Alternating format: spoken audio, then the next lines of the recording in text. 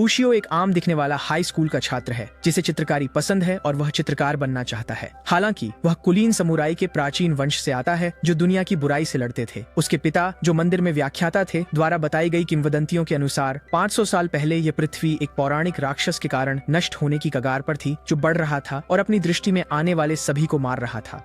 हर कोई उससे डरता था और जैसे ही सुनते कि वह राक्षस कहीं आसपास है गांवों से भाग जाते थे। हालांकि उसके एक पूर्वज एक शक्तिशाली समुराई ने चीन में राक्षसों को मारने के लिए खास बनाए गए एक भाले से इस विशाल राक्षस को दीवार पर गाड़ दिया और उसे सफलतापूर्वक रोक दिया, लेकिन इस प्रक्रिया में उसकी जान चली गई। आज सुबह भी उसकी अपने पिता से कहा सुनी हुई जिसमें इस इंसान ने अपने ही पिता के जबड़े पर लात मार दी। बाद में उशियो अपने पिता से चुप रहने या उस पौराणिक भाले को दिखाने को कहता है जिसकी वह बात करता रहता है। वे फिर से लड़ने लगते हैं जब तक कि उसके पिता उठकर अपना सामान पैक करना शुरू नहीं कर देते।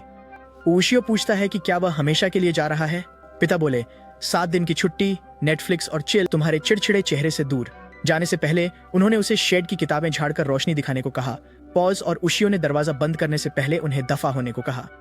उसी दिन बाद में वह पिता की इच्छा पूरी करने शेड में किताबें झाड़ने गया, लेकिन भारी किताबों का बोझ उठाते हुए उसके पैर फंस गए और वह गिर गया। वह जमीन की जांच करने उठा और अपने ठीक नीचे एक गुप्त दरवाजा देखकर हैरान रह गया जिसे उसने पहले कभी नहीं देखा था क्योंकि वह कालीन से ढका था। वह हैंडल पकड़कर दरवाजा खोलने की कोशिश करता है पर दरवाजा बहुत मोटा और भारी है, पड़ोस वाली औरत की तरह। यह पहलवान पूरी ताकत से दरवाजे के बोल्ट उखाड़ देता है पर वजन संभाल न पाने से अंदर गिर जाता है। वह उठता है और धूल झाड़ता है, तभी उसे अपने पीछे एक अजीब मौजूदगी महसूस होती है। वह धीरे से मुड़ता है तो दीवार के पास एक विशाल पीला राक्षस बैठा देखता है। यह देखकर वह बुरी तरह डर जाता है और फिर हद तो तब हो जाती है जब वह राक्षस जिंदा होकर बोलने लगता है। वह पूछता है कि उशियो उसे क्यों घूर रहा है क्योंकि यह तो राक्षस को भी अजीब लगता है। फिर राक्षस अचानक उशियो से कहता है कि अच्छा हुआ तुम नीचे आ गए क्योंकि मैं इस शापित भाले से बिंधा हुआ हूँ और इसे केवल एक इंसान ही बाहर निकाल सकता है। राक्षस उसे बताता है कि वह 500 सालों से इस स्थिति से निकलने की कोशिश कर रहा है पर शापित भाले से छुटकारा नहीं पा सका। वह उशियो से फिर भाला हटाने को कहता है पर उशियो पूछता है कि हटाने पर वह क्या करेगा।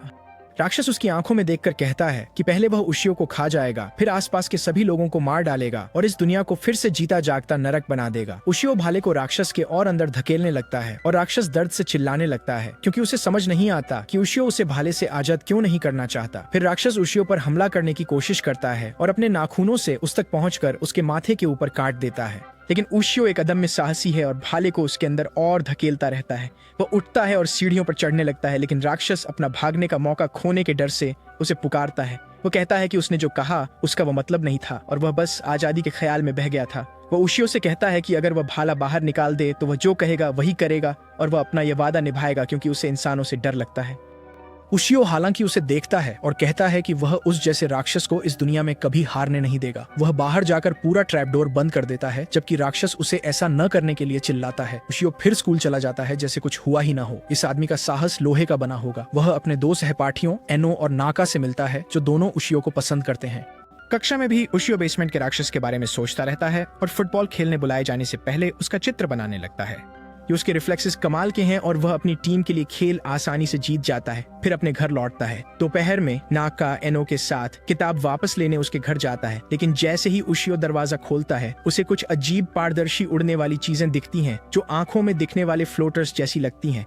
वह उन्हें भगाना चाहता है पर लड़कियों को उशियो पागल लगता है और होश में लाने नाका उसके मुंह पर लात मारती है। उशियो उठता है और शेड की ओर भागता है, लकड़ी के तख्ते हटाने लगता है और राक्षस पर चिल्लाता है। पूछता है कि उसने उसकी आंखों के साथ क्या किया क्योंकि उसे भ्रम दिख रहे हैं। राक्षस उस पर हंसता है और उसे बताता है कि जब उशियो ने जाल का दरवाजा खोला तो 500 साल की राक्षसी ऊर्जा बाहर की दुनिया में फैल गई जिसने छोटे राक्षसों को आकर्षित किया। वह उन्हें पहले ही देख सकता है क्योंकि उसने उसे शेड में देखा था। राक्षस उसे बताता है कि छोटे राक्षस जल्द ही प्रकट होंगे और बेतहाशा इंसानों को मारेंगे। फिर वह उशियो से कहता है कि यह सब उसकी गलती है कि उसके प्यारे दोस्त मरेंगे और वह कुछ नहीं कर पाएगा, लेकिन राक्षस वादा करता है कि अगर वह उसे आजाद करता है तो वह उशियो या उसके दोस्तों को नहीं मारेगा और इलाके के सभी छोटे राक्षसों से छुटकारा दिलाएगा।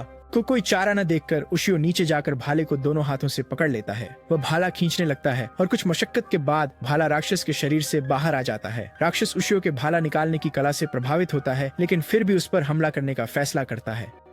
उशियो को दीवार पर पटका जाता है और उसे खून आने लगता है। वह राक्षस को देखता है और पूछता है कि उसने ऐसा क्यों किया। राक्षस उसके चेहरे पर हंसता है और कहता है कि वह अलमारी से भी ज्यादा बेवकूफ होगा अगर उसे लगता है कि वह एक कमजोर इंसान से किया अपना वादा निभाएगा। उशियो को खुद पर विश्वास नहीं होता और वह मुसीबत में फंसी लड़कियों के बारे में सोचता है। इससे पहले कि उसे गुस्सा आए, उसके चारों ओर एक अपवित्र आभा उत्पन्न होने लगती है। उसके बाल भी बढ़ने लगते हैं, जिससे वह बहुत डर जाता है। वह खुद को कोसता है कि उसने लड़के के पास पौराणिक भाला नहीं देखा और दहशत में देखता है कि उशियो उस समुराई जैसा दिखने लगा है जिसने उसे भेदा था। शियो अभी भी राक्षस का पीछा कर रहा है, भले ही वह घबराकर बाहर भागता है और रास्ते में हर छोटे राक्षस को मारता जाता है। राक्षस भागता है और अचानक पिकाचू बन जाता है, अपने आसपास के हर राक्षस को झुलसा देता है और उशियो से माफी मांगता है और वादा करता है कि वह हर राक्षस को मार डालेगा। उशियो ने घर की ओर देखा, पाया कि राक्षस एक विशाल इकाई बन गए थे। उसने राक्षस से कहा कि पहले बड़े राक्षस पर हमला करो, वह तुरंत बाद उसे खत्म कर देगा। राक्षस ने बिना कुछ कहे उशियो की बात मानी और आसमान में कूदकर अपने पंजों से राक्षस को चीर दिया। फिर उशियो ने कूदकर भाले की मदद से उसे टुकड़े टुकड़े कर दिया। वह उतरता है, बाल झड़ने लगते हैं। राक्षस कहता है उसने वादा निभाया, छोटे राक्षस मारे और जाने लगता है, पर उशियो उसे रोकता है, कहता है कि और राक्षस हैं, जब तक सब नहीं मरते वह उसके साथ रहेगा। वह राक्षस का नाम तोरा रखता है और उसके साथ घर की ओर चलने लगता है, ये सोचकर कि जल्द ही वह उसे फिर से सील कर देगा। अगले दिन उशियो तोरा के टीवी तोड़ने की तेज आवाज से जागता है, क्योंकि उसे लगा कि अंदर का समुराई उसे मारने आ रहा था। उशियो तोरा के साथ स्कूल जाता है, जो उसके कंधे पर बैठा है और बाकी छात्रों को अदृश्य है। उशियो को भाला साथ रखना पड़ता है ताकि तोरा के बगावत करने पर वह अपनी शक्तियां निकाल सके। वह स्कूल में इनो और नाका से मिलता है। उनका दावा है कि कल रात उन्हें एक ही डरावना सपना आया जिसमें राक्षस उन्हें मारना चाहते थे। उशियो बस मुस्कुराता है, खुश है कि उन्हें असलियत नहीं पता। वह उनसे पूछता है कि वे कहाँ जा रही थीं और वे जवाब देती हैं कि वे पुरानी स्कूल की इमारत में कुछ किताबें हटाने जा रही हैं, क्योंकि वे उसे ठीक करना चाहती हैं। उशियो उसे याद दिलाता है कि क्लास जल्द शुरू होने वाली है और वह जवाब देती है कि वह उससे पहले वापस आ जाएगी। उशियो क्लास के अंदर जाता है, लेकिन कुछ समय बीत जाता है और लड़कियां अभी तक नहीं लौटी हैं। शिक्षक ने जापानी इतिहास पढ़ाना शुरू कर दिया है। कक्षा में सभी से ज्यादा तोरा पिछले 500 सालों का इतिहास जानने में सबसे ज्यादा उत्सुक है और नोट्स भी ले रहा है। अचानक जमीन हिलती है और उशियो के भाले से एक बहुत तेज आवाज निकल रही है, जो शायद सिर्फ वही सुन सकता है। उसे लड़कियों की चिंता होती है। तुरंत अपना भाला पकड़कर कक्षा से बाहर भागता है और सीढ़ियों पर वह नाका और एनो के साथ गई एक लड़की को आधा पत्थर में बदला हुआ मदद मांगते और रोते हुए देखकर चौंक जाता है। उशियो शिक्षक से लड़की की मदद करने को चिल्लाता है और बाहर भागता है। खबर जंगल की आग की तरह फैल जाती है और मीडिया पुलिस पुराने स्कूल भवन के सामने पहुंच जाते हैं, इसे अपहरण का मामला मानकर। वे स्कूल में घुसते हैं पर कुछ नहीं मिलता और वे फिर बाहर आते हैं, हैरान कि लड़कियां कहाँ गईं। उशियो तोरा से पूछता है ये सब क्या है और वह हंसने लगता है, कहता है कि उसे विश्वास नहीं हो रहा कि उशियो को पुरानी इमारत में रहने वाले विशालकाय पत्थर के राक्षस की उपस्थिति महसूस नहीं हुई। उशियो उसके बाल पकड़ता है और उसे और जानकारी देने को कहता है, लेकिन तोरा पलटकर उसे हाथ पर खरोंच मारता है, दावा करता है कि वह उसे और कोई जानकारी नहीं देगा। वह उशियो से कहता है कि इंसान उसके लिए कुछ भी नहीं है और अगर बात आई तो वह उन्हें खा जाएगा। उशियो गुस्से में अपना भाला निकालता है और तोरा पर हमला करता है। तोरा बचता है और पलटकर वार करता है, लेकिन उशियो उसके पंजों से बच जाता है और उसे मारता है। उसके चेहरे पर वार किया, फिर उसके हाथ को जमीन में थोड़ा गाड़ दिया। तोरा दर्द से चिल्लाने लगता है और उसे इसे निकालने को कहता है। उशियो भाला निकालता है और तोरा उसे बताता है कि उसे पूरा यकीन है कि अपराधी एक रॉक ईटर है। वह अंधेरी और सीलन भरी जगहों में रहता है और इंसानों के उसके इलाके में आने का इंतजार करता है ताकि वह उन्हें खा सके। वह यह भी दावा करता है कि रॉक ईटर खतरनाक होते हैं और एक बार उसने एक रॉक ईटर को बख्तरबंद समुराई के पूरे समूह को पत्थर में बदलते देखा था। उशियो बातचीत से तंग आ गया था और उसने तुरंत कार्रवाई करने का फैसला किया। वह रोकने की कोशिश कर रहे पुलिस को धकेलते हुए पुरानी इमारत में घुस गया। वहां उसने अदृश्य बाधा पर वार किया और वह तुरंत टूट गई, जिससे एक विशाल चट्टानी समुराई सामने आया। समुराई ने उशियो पर हमला किया, लेकिन उसने उसे रोककर उसके पीछे कूदकर छाती में वार कर दिया। उसे मरा समझ तोरा हंसता है और कहता है समुराई बस कठपुतली है, असली राक्षस नहीं। अचानक समुराई की आंख से एक टेंटिकल निकला और उशियो को घोंप दिया, जिससे उसका भाला छूट गया और वह सामान्य हो गया। वह भाले तक पहुंचने की कोशिश करता है, पर समुराई से 2 और टेंटिकल्स निकलकर उसे छत से दे मारते हैं।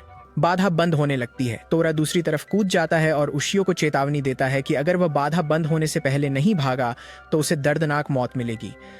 उशियो तोरा को देखता है और मदद मांगता है। तोरा कहता है कि उसे आदेश न दे, वह उससे तंग है, लेकिन हैरानी से उशियो उसे लड़कियों को बचाने और भागने को कहता है। तोरा उसे अविश्वास से देखता है, पूछता है क्या तुम पागल हो गए हो? वह दूसरों की जान क्यों बचाना चाहेगा, खासकर जब खुद खतरे में है? पर उशियो अपनी बात पर अड़ा रहता है और तोरा से लड़कियों को बचाने की गुहार लगाता है। तोरा मान जाता है और सभी लड़कियों को बैरियर के बाहर ले जाने दौड़ता है। फिर उशियो को देखता है। उशियो उसे आखिरी बार देखता है, लड़कियों को बचाने के लिए धन्यवाद करता है और माफी मांगता है कि वह उसे खा नहीं पाया। तोरा का सब्र टूट जाता है और वह बैरियर के बीच कूदकर उसे बंद होने से रोकता है, जबकि वह खुद पत्थर में बदल रहा है। रॉक ईटर यह देखकर हैरान रह जाता है कि एक राक्षस इंसानों का पक्ष ले रहा है और वह अपनी कई भुजाओं से तोरा पर भी वार करता है, जो बैरियर को रोके होने के कारण कुछ नहीं कर पाता। उशियो बहुत जोर से भाले को अपने पास आने की इच्छा करता है और आश्चर्यजनक रूप से भाला उसकी ओर उड़ता है और उसके पेट में जा लगता है, जहाँ पत्थर का निर्माण पूरा हो चुका था। अचानक वह पत्थर में बदलना बंद कर देता है और फिर भाला टोरा की ओर लपकता है, जो डर जाता है, लेकिन भाला बस अवरोध में धंस जाता है, जिससे टोरा निकल पाता है। टोरा दीवार के बीच से बाहर निकलता है और रॉक ईटर की ओर बढ़कर उसे पिकाचू से बुरी तरह हरा देता है। एक जबरदस्त धमाका होता है और उशियो और तोरा दोनों आसमान में उछल पड़ते हैं। समुराई टुकड़ों में बिखर जाता है और असली राक्षस 2 कनखजूरे के सिरों के रूप में प्रकट होता है। तोरा उसे बताता है कि यही असली राक्षस है और उशियो को उन्हें कमजोर कर मारने के लिए अपनी थूक उनकी आंखों में डालनी होगी। उशियो कनखजूरों की ओर गिरने लगता है और वह अपने भाले पर थूकता है, फिर एक एक करके उसे कनखजूरों की आंखों में घोंप देता है, जिससे राक्षस पल भर में मर जाता है। तो उसने पत्थर बनी लड़कियों पर वार कर उन्हें श्राप से मुक्त किया, फिर टोरा के साथ सूर्यास्त में भाग गया। उस रात तोरा और उशियो टीवी पर थे। तोरा खुश था, मग्न था, जबकि उशियो सोने की कोशिश कर रहा था। उशियो के पिता यात्रा से लौटे और सुबह फिर उसे उनके इतिहास पर लेक्चर देने लगे। उन्हें नहीं पता था कि जिस राक्षस की वे बात कर रहे थे वह सचमुच उनके पीछे था। पिता ने फिर कहा कि शेड के नीचे मत जाना। उशियो ने तुरंत बात बदली और स्कूल के लिए निकल गया। उसके पिता उसके विशाल भाले को देखते हैं और असहज होकर हंसते हैं कि यह पौराणिक भाले जैसा दिखता है, पर हो नहीं सकता। उशियो भी हंसता है और कहता है कि यह नहीं है, फिर तेजी से घर से बाहर निकल जाता है। उसके पिता पीछे जाते हैं और मुंह खुला रह जाता है, यह देखकर कि गुप्त दरवाजा पूरी तरह नष्ट हो गया है। दिन बाद में उशियो लड़कियों और तोरा के साथ आर्ट गैलरी जाते हैं, जहां उशियो इन सभी तस्वीरों को देखकर बहुत उत्साहित और खुश दिख रहा है। तोरा को कागज पर बिखरे रंगों पर उसकी खुशी समझ नहीं आती, पर वह फिर भी उसके कंधे पर बैठ उसके साथ चलता है। वे अंत में एक तस्वीर पर आते हैं जिसे उशियो महान कलाकार हेनु की उत्कृष्ट कृति बताता है, जिसकी मृत्यु इसे बनाने के बाद हुई थी। लड़कियां पूछती हैं कि यह असली पेंटिंग की सिर्फ तस्वीर क्यों है, और उशियो जवाब देता है कि असली पेंटिंग उसकी बेटी रेको की है। तोरा कुछ देर तक तस्वीर को घूरता है, फिर उसे एहसास होता है कि इसे बनाने वाला एक मानव दानव है और ये पेंटिंग शापित है। अगले दिन उशियो स्कूल जा रहा होता है, तभी एक सीनियर उसे ठोकर मारकर बिना किसी वजह के पीटने लगता है। तोरा हंसता है और दूर से लड़ाई देखता है। अचानक एक लड़की पीछे से आकर उसे छोड़ने को कहती है। सीनियर उसे अकेला छोड़ चला जाता है। सब आपस में बात करने लगे और लड़कियां चली गईं। उशियो ने तुरंत लड़की को पेंटिंग वाली रेको के रूप में पहचाना और उसे आवाज दी, लेकिन उशियो जोर देता है, पूछता है कि क्या वह प्रसिद्ध चित्रकार हानियो की बेटी रेको है, और वह हाँ कहती है। वह कोने से मुड़ती है और वह अभी भी उसका पीछा करता है। एक तेज रफ्तार ट्रक आता है, तोरा को टक्कर मारता है, लेकिन उशियो ने भाला पकड़कर समय रहते खुद को बदल लिया और ट्रक को 2 हिस्सों में चीरकर अपनी जान बचाई। रेको वहां से गायब हो जाती है और उशियो भी अपने घर लौट जाता है, लेकिन बाद में नाका के घर जाकर उससे रेको के बारे में पूछता है।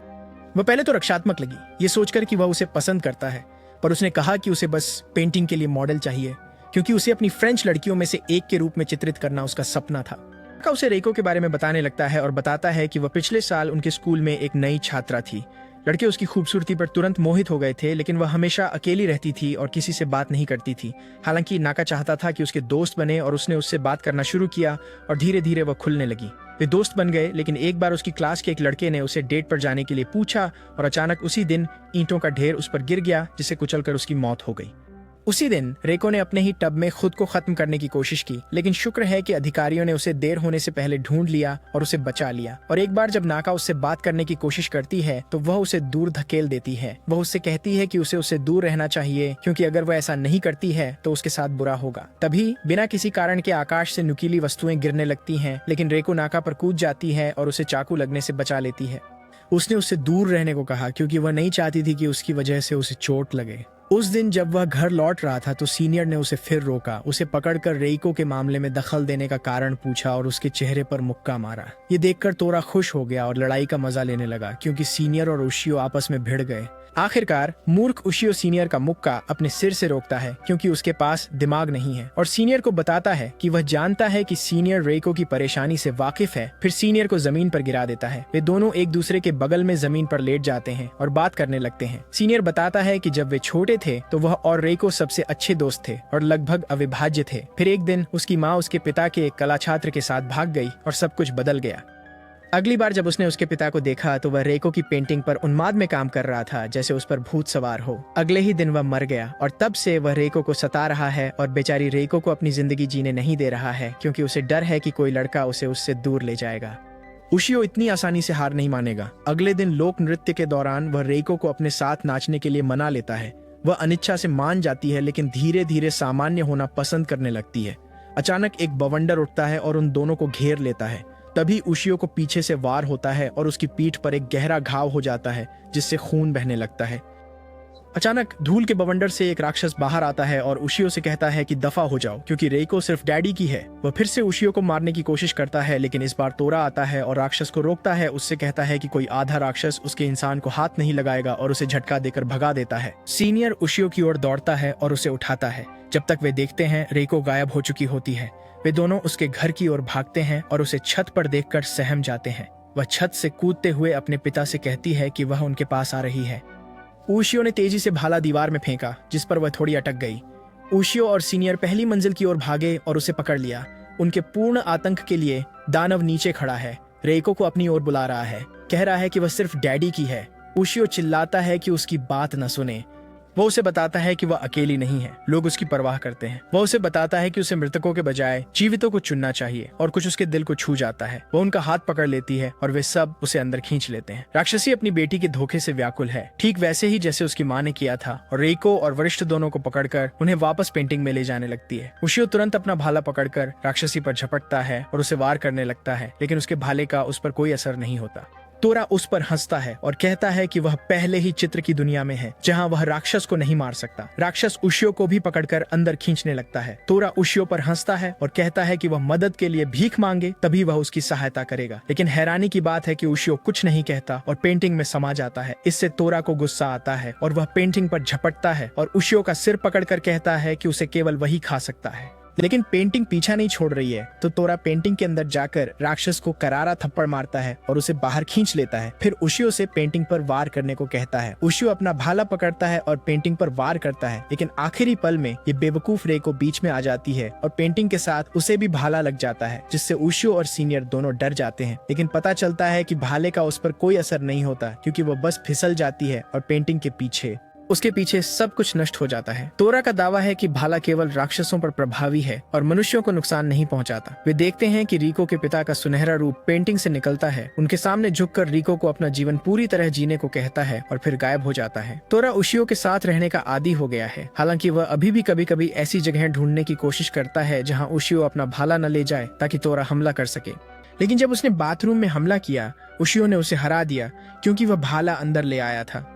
उशियो लिविंग रूम में जाता है और अपने पिता का एक पत्र पाता है, जिसमें उसे न ढूंढने को कहा गया था। क्या ड्रामा क्वीन है। फिर वह टीवी चालू करता है और एक आपातकालीन घोषणा देखता है, जिसमें लोगों को बताया जाता है कि टोक्यो का एक इलाका असुरक्षित है, क्योंकि वहां कोई बड़ा जंगली जानवर हो सकता है। रिपोर्ट के अनुसार कुछ निर्माण मजदूर जो एक विशाल स्थल चिन्ह की खुदाई कर रहे थे, उन्हें एक अज्ञात जानवर ने मार डाला, क्योंकि उनके शरीर पर बड़े बड़े काटने के निशान थे।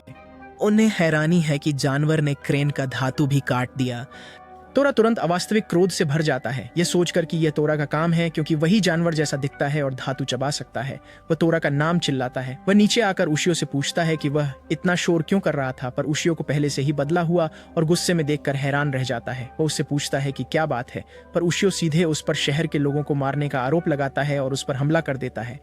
तो तोरा चकमा देकर चिल्लाता है कि उसे उशियो की बात का कोई अंदाजा नहीं है, पर उशियो जोर से भाला उसके सिर पर मारता है, जिससे उसे चोट लगती है। तोरा बेहद गुस्सा होकर पीछे हटता है और उशियो पर बिजली से हमला करने की कोशिश करता है। हालांकि उशियो अपने भाले की मदद से सारी बिजली सोख लेता है। तोरा को एहसास होता है कि उशियो उससे ज्यादा मजबूत है और वह आसमान में कूदकर उड़ जाता है। वह उशियो से कहता है कि उसने 500 सालों से कोई इंसान नहीं खाया, लेकिन अब जब उशियो ने उस पर ऐसा इल्जाम लगाया है जो उसने कभी किया ही नहीं, तो वह शहर में जाता है और इतनी अजीब चीजें देखकर पूरी तरह हैरान रह जाता है जो उसने पहले कभी नहीं देखी थी। वह विशाल इमारतों और सड़क पर दौड़ती गाड़ियों को देखकर चकित है और उसे कुछ समझ नहीं आ रहा। वह सड़क पर इतने सारे इंसानों को देखकर भी हैरान है, लेकिन सोचता है कि इससे उसका काम और आसान हो जाएगा। वह सड़क पर चलने की कोशिश करता है, लेकिन तुरंत एक ट्रक से टकराकर दीवार में जा फंसता है। इससे उसे गुस्सा आता है और वह गुजरती कारों पर चिल्लाने लगता है। क्योंकि कोई उसे देख नहीं सकता, वह अपनी बिजली के हमले से पास की हर कार की बैटरी नष्ट कर देता है, अपने छोटे से बदले से खुश होकर। इस बीच उशियो शहर की ओर दौड़ता है। वह एक गली से गुजर रहा था जब उसने एक अपराध स्थल के चारों ओर खड़े कुछ लोगों को देखा और वह उसे देखने चला गया। पुलिस लोगों को पीछे हटने को कह रही है, पर एक बूढ़ा आदमी पुलिस वाले को बताता है कि यह किसी जानवर का नहीं बल्कि पिछली रात छूटे राक्षसों का काम है। वह एक किताब निकालकर उनके सामने करता है, कहता है कि यह उसके दादाजी की डायरी है और इसमें साफ लिखा है कि यह राक्षसों को कैद करने की जगह थी। फिर पुलिस वाले ने बूढ़े को धक्का दिया। वह लड़खड़ाया, पर उशियो ने उसे संभाला और पुलिस वाले पर टिप्पणी की। उसने बूढ़े से पूछा कि क्या वह ठीक है और उसकी किताब उठाई, पर अचानक रुक गया जब उस पर एक खूबसूरत बड़ी उम्र की महिला की तस्वीर देखी। वह बूढ़ा बताता है कि यह पत्रिका उसके दादा की है।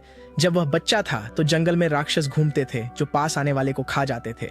ग्रामीणों ने हर किसी को बुलाया, समुराई, योद्धा और यहाँ तक कि तांत्रिकों को भी, पर वे कभी जिंदा नहीं लौटे। ग्रामीणों ने आखिरकार तय किया कि वे अब यहाँ नहीं रह सकते, क्योंकि हर दूसरे दिन गांव का कोई न कोई राक्षसों का शिकार हो जाता था। लेकिन एक दिन एक खूबसूरत युवती उनके गांव में आई जिसने अपना परिचय मिकातो के रूप में दिया। उसने ग्रामीणों से कहा कि उसे एक मौका दें और वादा किया कि वह राक्षसों से छुटकारा दिलाएगी। वह अकेली जंगल में चली गई, लेकिन बूढ़े आदमी का दादा एक युवा लड़का था जो जवानी के जोश में था और खुद को रोक नहीं पाया और उस बड़ी उम्र की महिला के पीछे चला गया जो अकेली जंगल में गई थी, अपनी जान जोखिम में डालकर। जब वह जंगल पहुंचा तो यह देखकर हैरान रह गया कि वह महिला राक्षसों के एक झुंड के सामने खड़ी थी और एक खास जादू से उन्हें वापस बक्सों में धकेल रही थी। राक्षस उस पर चिल्ला रहे थे और बदला लेने की कसम खा रहे थे, लेकिन उसने उन्हें अलग अलग बक्सों में बंद कर दिया और फिर एक बड़े पत्थर से उन्हें दफना दिया। फिर उसने चारों ओर देखा और बच्चे को देखा और उसके पास जाकर कहा कि अगली बार जब वे छूटें तो शायद वह वहां न हो, इसलिए उसे यह सुनिश्चित करना चाहिए कि कोई भी उस आधारशिला को कभी न हिलाए, अन्यथा राक्षस मुक्त होकर इस दुनिया में तबाही मचा देंगे। उशियो अवाक रह जाता है। बूढ़ा उसे बताता है कि पिछली रात उत्खननकर्ताओं ने कीस्टोन हटा दिया था और राक्षस अब आजाद हो गए हैं। अब वे तब तक नहीं रुकेंगे जब तक उन्हें अपने पकड़ने वाले मिकातो से बदला नहीं मिल जाता। उशियो अचानक तस्वीर को करीब से देखता है और महसूस करता है कि तस्वीर में मौजूद महिला एने से अजीब तरह से मिलती जुलती है और शायद उसकी पूर्वज है। बूढ़ा कहता है कि अगर ऐसा है तो राक्षस उसे नहीं छोड़ेंगे, वह बड़े खतरे में है। उशियो आदमी से मदद की भीख मांगता है और अपनी कार लेता है और शहर में चला जाता है। दूसरी तरफ तोरा को इस आधुनिक दुनिया में तालमेल बिठाने में बहुत मुश्किल हो रही है, क्योंकि वह हर जगह कांच की दीवारों से टकराता रहता है और आधुनिक इत्र की बदबू से निपट नहीं पाता और दूसरे लोगों को खा नहीं सकता, क्योंकि हर किसी के शरीर पर कुछ न कुछ ऐसा है जो तोरा के लिए अपचनीय है, जैसे धातु का कंगन, अंगूठी या झुमके।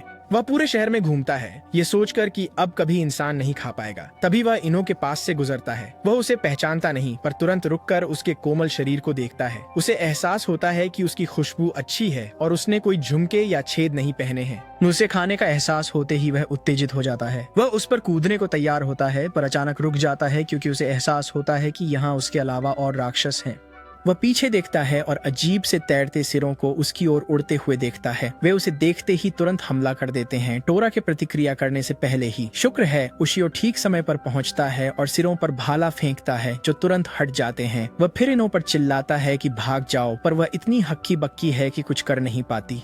एक सिर फिर हमला करता है, पर उशियो भाला वापस बुलाकर उसे हटा देता है। इनो तेजी से मॉल के अंदर भागती है। उशियो उसकी रक्षा के लिए सामने खड़ा हो जाता है। सिर उसका पीछा करते हैं, पर उशियो उन पर भाला घुमाता है। लेकिन हैरानी की बात है, एक सिर ने भाले को दांतों में जकड़ लिया और दूसरे ने लंबे बालों से उशियो को बांधा, जबकि दो और दौड़कर उसे काटने और मारने लगे। उशियो मजबूत स्टील का बना है, सिर उसे मार नहीं पाए, इसलिए उन्होंने उसे एक कार पर फेंक दिया, घायल किया और फिर इनो के पीछे गए। तोरा इनो को शिकार मानकर सिरों पर गुस्सा होता है। पीछा करते हुए वह कांच की खिड़की से टकराकर भड़क उठता है। अदृश्यता छोड़ खिड़की तोड़कर मॉल में घुस जाता है। वह उसे ढूंढता है, पर अचानक सिरों द्वारा नष्ट ऊपरी मंजिल से उसे गिरते हुए देखता है। वह उसे इमारत की छत पर ले जाता है और कहता है कि वह उसका शिकार है जिसे सिर्फ वही खाएगा। अचानक कुछ और लोग भी छत पर आ जाते हैं और तोरा से पूछते हैं कि वह कौन है। वे उसे बताते हैं कि इनो उनका शिकार है और अगर वह बीच में आया तो उसे भी खा जाएंगे। तोरा बस उन्हें देखता है और मुस्कुराता है, उनसे कहता है कि वे अपना सर्वश्रेष्ठ प्रयास करें। एक सिर टोरा पर झपटा, पर टोरा ने उसे पकड़ा और जमीन पर पटक कर तुरंत मार डाला। बाकी सिर टोरा की ताकत से चौंक गए, पर बोले कि वे लड़की को हर हाल में खाएंगे। एक सिर ने टोरा को अपने बालों से बांध लिया और दूसरों को इनो के पीछे जाने को कहा। बोला कि वह टोरा को संभाल लेगा। इनो फिर भागना शुरू करती है, जबकि टोरा बंधा रहता है और बाकी इनो का पीछा करते हैं। टोरा को पकड़ने वाला सिर उसे देखकर मजाक उड़ाता है कि वह अकेले सभी सिरों से लड़ सकता है, पर टोरा हंसकर कहता है कि वे इतने मूर्ख कैसे हो सकते हैं कि उन्हें कभी उसके खिलाफ मौका मिले। वह बाल चीरकर सिर पर झपटता है, एक ही वार में आधा काट कर तुरंत मार देता है। वे सिर लड़की का पीछा कर उसे पकड़ लेते हैं, थोड़ा घायल करते हैं, पर टोरा ठीक समय पर अपने हाथ में आधा खाया सिर लहराते हुए आता है और उन्हें लड़की को छूने या गंदा न करने को कहता है।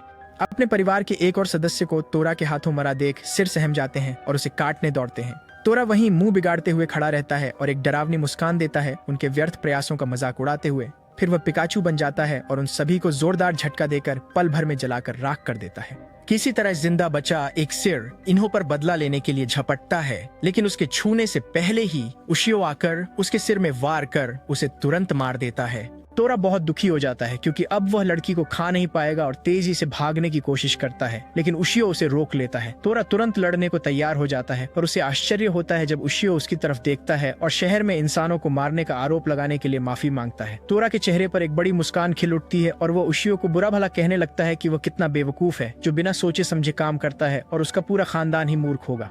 वे फिर लड़ने लगते हैं, पर इनो उनकी लड़ाई रोककर टोरा को बरगड़ देती है क्योंकि उसने सुना था कि वह भूखा है। टोरा इस बेवकूफ लड़की पर हक्का बक्का रह जाता है। उसे विश्वास नहीं होता कि उसने एक नरभक्षी राक्षस को बरगड़ दिया।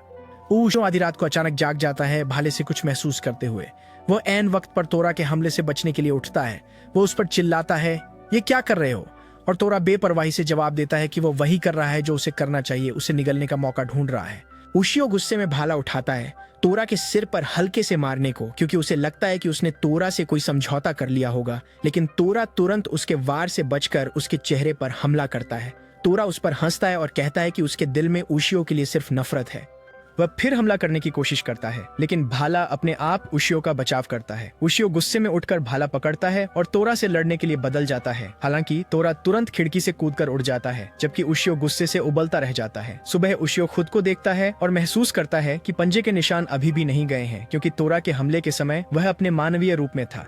वह और भड़क जाता है और कसम खाता है कि टोरा को देखते ही मार डालेगा, क्योंकि राक्षस हमेशा राक्षस ही रहता है। उशियो टहलने बाहर जाता है, तभी उसे शोर सुनाई देता है और वह देखता है कि एक काले कपड़े पहने आदमी दो गुंडों को बुरी तरह पीट रहा है जो एक परिवार को परेशान कर रहे थे। लेकिन वह काला आदमी अपने कुनाई निकालता है और गुंडों को मारने के इरादे से उन्हें उन पर फेंकता है। हालांकि उशियो तुरंत बीच में कूदकर अपने भाले से कुनाई रोकता है। आदमी से पूछता है कि क्या वह पागल हो गया है, क्योंकि ऐसा करने पर ये लोग मर जाएंगे। आदमी उशियो को देखता है और उस पर एक राक्षस की परछाई देखकर गुस्सा हो जाता है और उस पर हमला करने लगता है। उशियो हमलों से बचता है, लेकिन एक रस्सी में फंस जाता है। आदमी उसे गिराकर उसके ऊपर चढ़ जाता है, मारने को तैयार होता है। तभी भाला अपने आप आदमी की ओर उछलकर उसे घायल कर देता है। आदमी बीस्ट स्पीयर पहचानते ही शांत हो जाता है। वह उशियो को उठाकर तुरंत जमीन पर झुककर कहता है कि बीस्ट स्पीयर के धारक पर हमला करना उसकी भूल थी।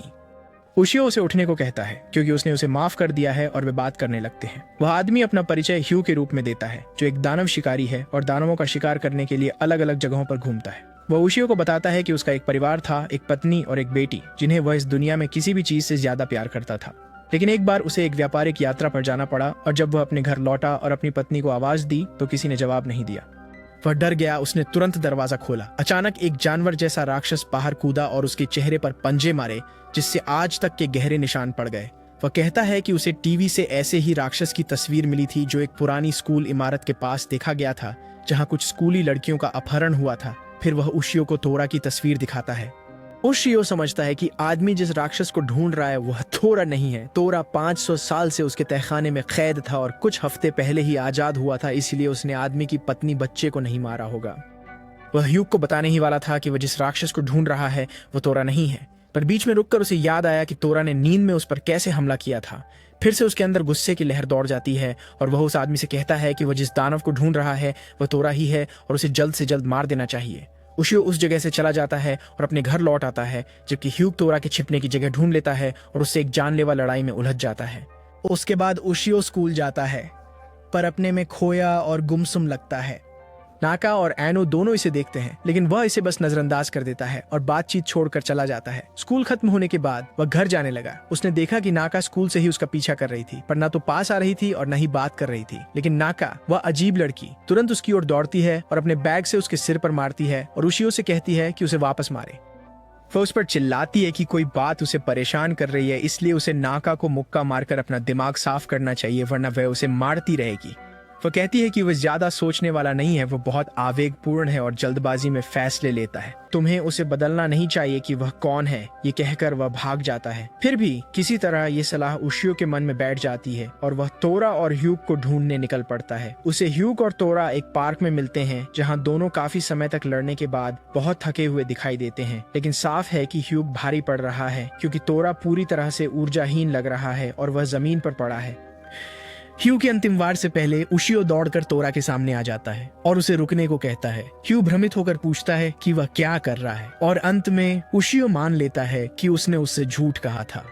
ह्यू अपना आपा खोकर उशियो के मुंह पर मुक्का मारता है, कहता है कि यह सच नहीं हो सकता। उसने इस राक्षस को खोजने के लिए दुनिया भर की यात्रा की है और अब वह कह रहा है कि यह वह नहीं है।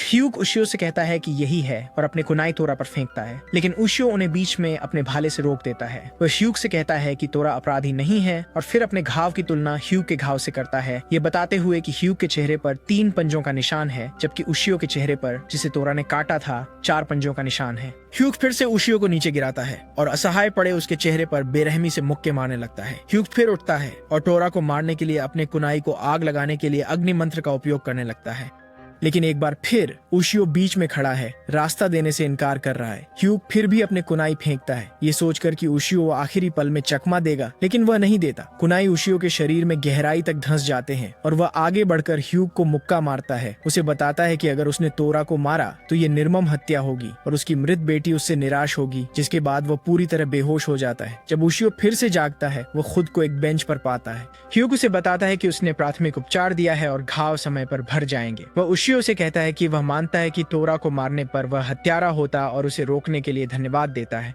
फिर वह कहता है कि उसके परिवार के हत्यारे की तलाश जारी है और उनके रास्ते फिर मिल सकते हैं। अगर ऐसा हुआ तो उम्मीद है कि वे एक ही तरफ होंगे। फिर वह चला जाता है। उस दिन उशियो बिना किसी चिंता के अपने घर जाकर सो जाता है। तोरा उसे देखता है और हमले की तैयारी करता है, पर आखिरी पल में उसने हमला छोड़ बर्गर खाने का सोचा। इस वीडियो के लिए बस इतना ही। पार्ट 2 के लिए लाइक और सब्सक्राइब करें।